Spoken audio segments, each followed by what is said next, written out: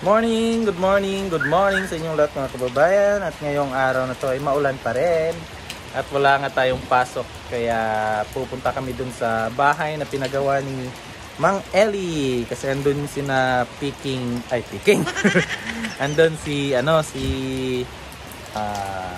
PB Team Panday. At papasyalan namin sila doon. Kung ano yung ganap doon. Kasama ko si Peter Paul. Kaya see you!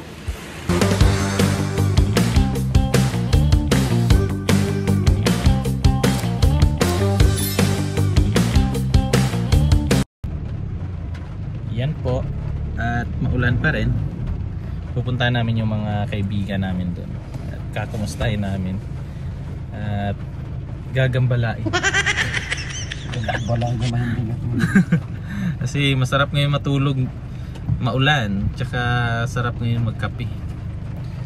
Ano ngayon, no? Anong tawag yung anong tawag dun sa Bisaya, yung ano ba? Katapul ba? Tawag yan sa oo, nakakatamad pala. Galing ni Petra ba? Yes, isang simana ako sa Manila. Bastos! Isang simana siya sa Manila, kaya magaling siya magtagalog. Isang linggo, ayan. Pupunta muna kami doon. Ouch! Yamete ka dasan! What?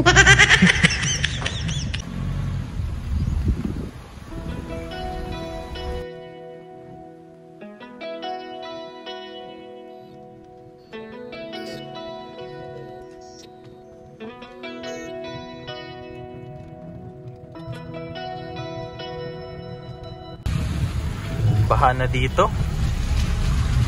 Medyo papunta na sa ano to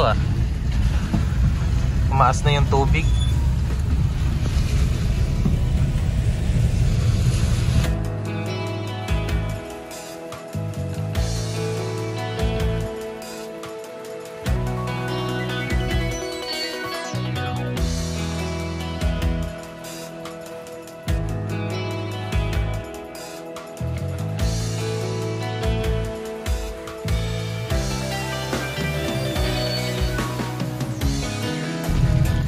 Ayan, at malapit na po kami sa aming mga best friend. Yun. Ito yung palatandaan sa bahay na pinapagawa ni Sister Elia. Itong simbahan. Tapos sa likod niyan andun yung yung pinapagawa ng bahay.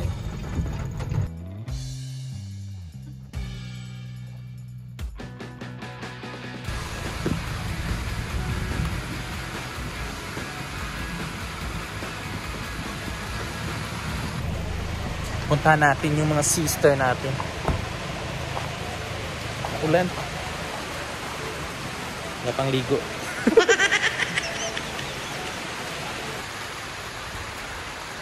Maulan. Takbo tayo, takbo. Lahat kong trabaho sila ngayon kasi maulan.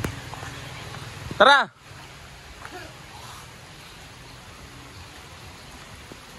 Hi there. Ha? Tulog? Ay! Dako jadi ay. Asa yung swimming pool na pinapagawa ni Kuya?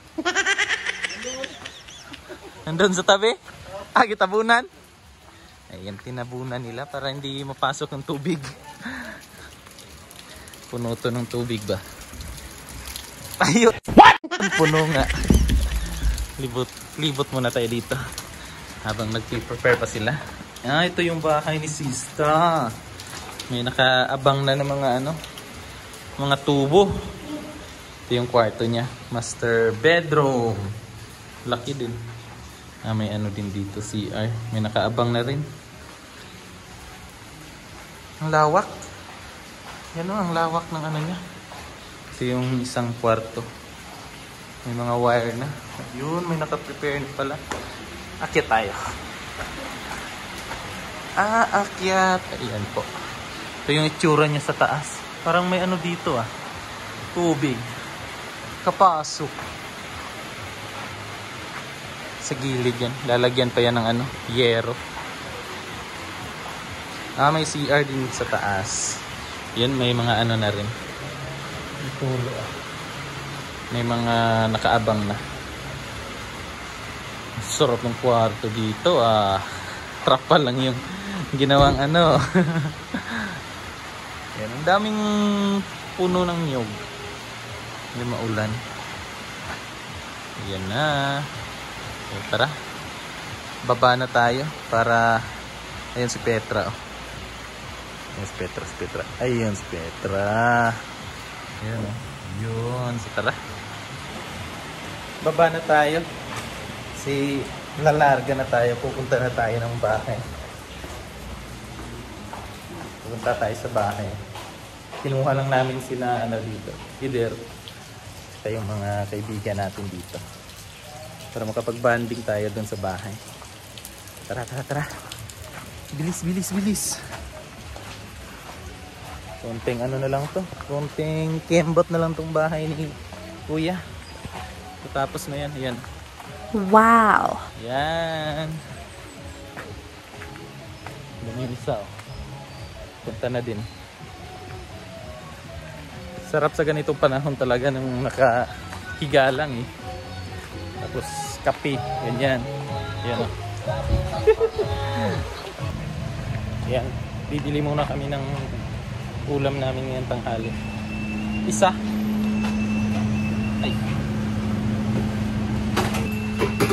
Sauce to go. Wow! Sarap kahit walang sauce.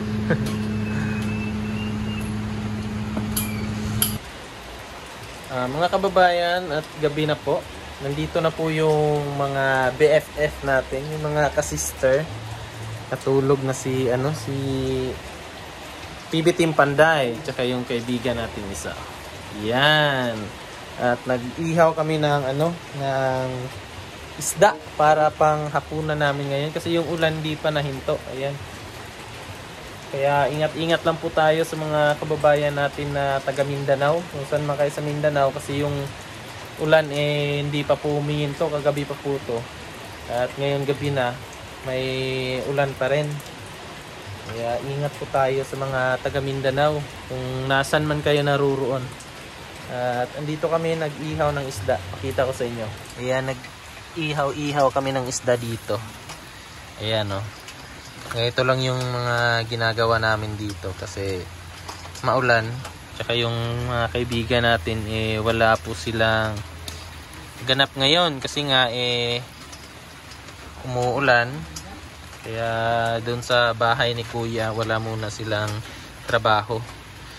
Naisipan ni Peter Paul kanina na puntaan sila nang sa ganun makapag banding dito sa bahay at makapag usap ganyan, magbidyoke para lumakas yung ulan. Ayan po, at dito na rin kami maghahapunan, sama-sama kami ngayon kasi yung talaga nila taga kasi sila, kabarangay namin sila doon sa Kalinan or doon sa Migkawayan. Ngayon, ang nangyari, sila lang dalawa yung nagtatrabaho kasi yung pinagawa ni Kuya yung lang yung septic tank. Hindi sila maka-uwi rin kasi maulan nga. Kaya kawawa naman kung sila lang dalawa doon sa kanilang pwesto or dun sa pinapagawa ni Kuya na bahay. Kaya in-invite ko na rin dito sa bahay. Mag-i-enjoy muna kami dito sa bahay. May tinanim ako dun na yung parang gabi ka na kulay pula. Yan. Tinanim ko yun nung ano pa. Medyo matagal na yan. Kinuha ko lang sa may gilid. Tapos nilipat ko dyan. Sa awa ng Diyos na buhay naman. Yung sitwasyon ng yung inihaw natin na isda. Ayan. Si Petra andun sa loob nagpapahinga rin kasi malamig yung panahon. Silipin natin dito sa bintana. And dito siya, si Petra. Yun.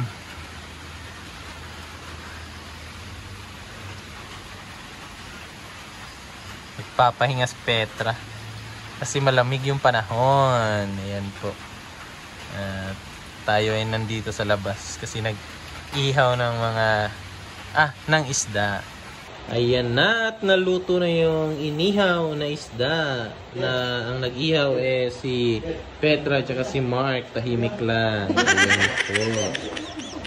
Kain na po ng hapunan yung mga sister natin.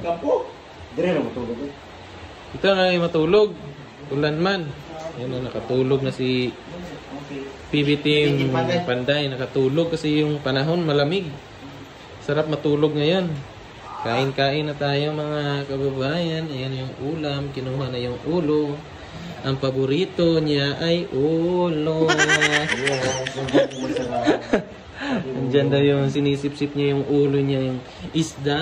Ayun no. Lagyan ng Sili. sausawan na may sili. Tsaka ano. Bumba at balunggay. Ano ba yung sibuyas. Yan. Pasensya na sa mesa namin. Medyo makalat. Yan. Ayan, no? Kain tayo mga kababayan.